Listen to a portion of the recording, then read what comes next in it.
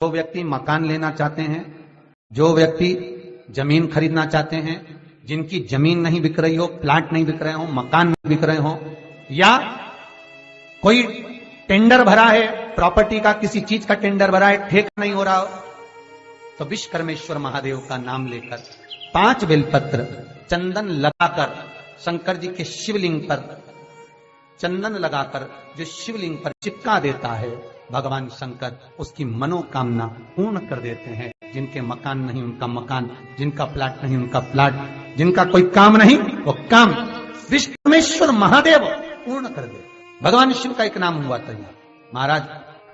विश्वकर्मेश्वर शिवलिंग किस जगह पर विराजमान है?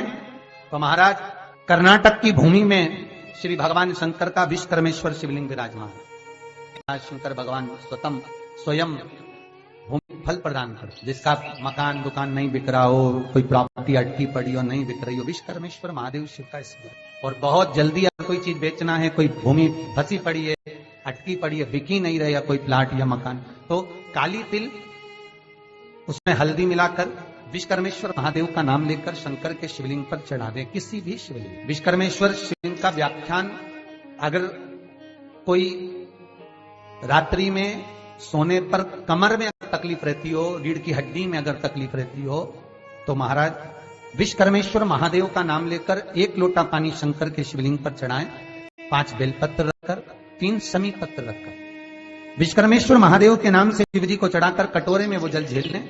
उस जल को विश्वकर्मेश्वर का नाम लेकर रात्रि को सोते समय पिए। रात में कमर में दर्द नहीं होगा, रीढ़ की हड्डी में दर्द नहीं होगा। विश्वकर्मेश्वर महादेव का स्मरण। धन की सबसे बड़ी महत्वता है कि पूरा परिवार एक जगह पर बैठकर भोजन करे। दुकान भले तुम्हारी 10 हो पर तुम्हारा स्थान एक हो।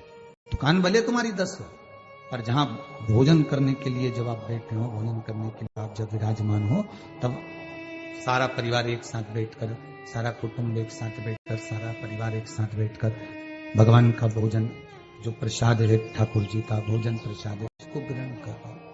भले 50 दुकान से कमा कर लाओ, पर बैठकर भाई बंधु कुटुंब कबीला नाते रिश्ते जितने भी हमारे साथ में सब एकाग्र होकर एक साथ बैठकर भोजन को ग्रहण। शिव महापुराण की कथा बड़ी सुंदर भाव व्यक्त करती है, शंकर की कथा बड़ा सुंदर संवाद कहती है कि आप जायदाद भले बांट लो, प्रॉपर्टी भले बांट लो, पर निवेदन इतना सा है पर मन मत बांट लो।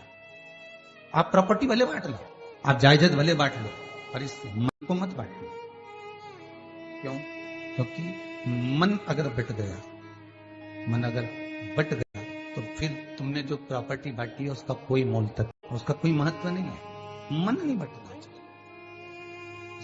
मन को एकाग्र कर कर, मन को एक जगह पर स्थिर कर कर भगवान शिव की भक्ति को धारण कर लेना, तो ये जन्म भी सुधार लेना और वो जन्म भी। मनुष्य की देह मिली है तो ये जन्म तो तुम्हारा तुम संवारने के लिए ही तो पैदा हुए। अपने को जन्म मिला काय के लिए? मानव का शरीर काय के लिए मिला? ये केवल इस मानव शरीर में हमको केवल यही तो संभालना है कि ये जो पूर्व में कर कर आए हैं, तो मनुष्य का शरीर मिला है भजन करने के लिए, दान करने के लिए, पुण्य करने के लिए, सत्कर्म करने के लिए, नाम जाप करने के लिए, नाम स्मरण करने के लिए। ये मानव की जो देह मिली है, ये हमको पुण्य करने, सत्कर्म करने के। और यदि हम इस देह से सत्कर्म ना कर पाए, भजन ना कर पाए, कीर्तन ना कर पाए, स्मरण ना कर पाए, नाम जाप ना कर पाए, तो फिर ये मानव की देह किसका है? भोजन तो भोजन। आज के जमाने में तो लोगों ने घर के पूजन को भी बांट लिया। सत्यता की बात कह रहे हैं। बड़ी बहू जिस कमरे में रहती है वो सेवा अलग कर रही है, छोटी बहू जिस कमरे में रह रही है वो सेवा अलग कर रही है, मंझली बहू जहां रह रही है वो सेवा अलग कर रही है। अब एक घर में 3-4 ठाकुर जी हैं, अब एक घर में 4 भोलेनाथ जी हैं, एक घर में 3-4 भोलेनाथ जी, 3-4 ठाकुर जी। ऊपर अलग हैं, साइड में अलग हैं, नीचे अलग हैं, पीछे अलग हैं।